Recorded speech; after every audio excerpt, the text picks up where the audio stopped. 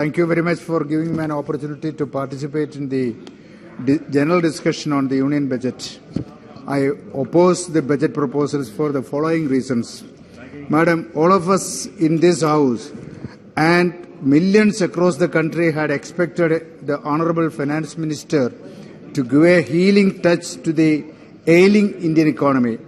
This could have been done by increasing the public spending so as to provide social security net to the poorest of poor in this time of distress. But to my sheer disappointment, the government focused more on fiscal consolidation. Madam, poverty alleviation programs have been given less importance in this budget. The glaring example for this is from Manrega. The allocation has been cut down to 60,000 crore from the previous year's 73,000 crores. The total allocation for National Social Assistance Scheme, Anganwadis, the National Livelihood Mission and the Nutrition Program has stagnated at less than 60,000 crore rupees.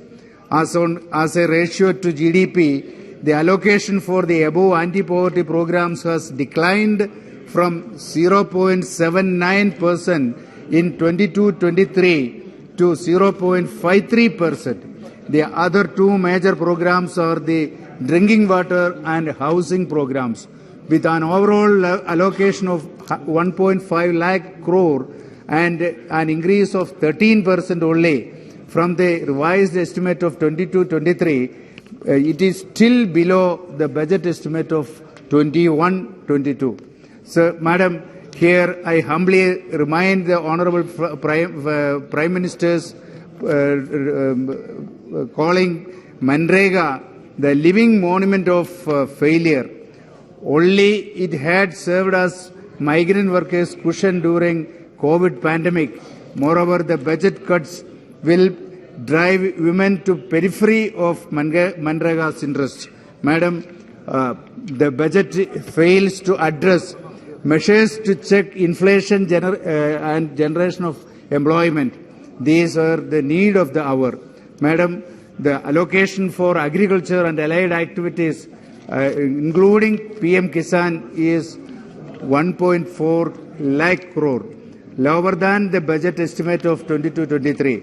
The food subsidy has been cut down by 31% and the fertilizer subsidy has been over 22% cut down. The allocation for food procurement and market intervention has been reduced from 72,000 crores to 60,000 crores. Here I wish to emphasize the discriminatory farm policies of the government. The rubber producers in Kerala do not get adequate price for their produce vis-a-vis the cost of production. Several times in the past I had raised the issue in this House, Madam, but the agriculture, as per the Swaminathan Commission report, the farmers should get at least 150% of the cost of production to make farming feasible. The cost of production per kg of rubber is 172 kilo per kilo. However, if that is to be taken, according to Swaminathan Commission report, the rubber producers, the farmers should get at least 258 rupees per kg. I urge upon the government, Madam, one more point only. I urge upon the government to fix a minimum of 250 rupees per kg, and as at present the farmers are getting only 130 rupees per kg. Sir, Madam, in the budget, the Finance Minister has raised the import duty of compounded rubber from 10% to 25%, bringing parity with that of natural rubber. However, when we go deep into the proposal, it can be observed that this is not beneficial to the rubber growers. The tire manufacturers import compounded rubber with the composition of carbon black, silica and natural rubber. During last year, a total of around 1.02 lakh tons compounded rubber was imported.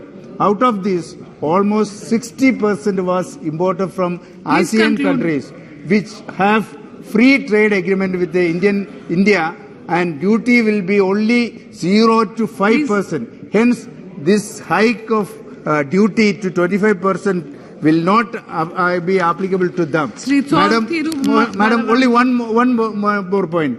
See, the only solution to save the rubber growers from the present predicament is for the government to take steps to renegotiate or revisit the free trade agreements, FTAs, by which the bound rate can be raised to 40% instead of the present 25%.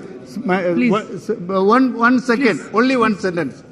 This is possible as bound rate of coffee, tea and is fixed at 100%, and the renegotiation of FTA is due as 10 years have elapsed since the original date of agreement. Thank you, Madam. Thank you.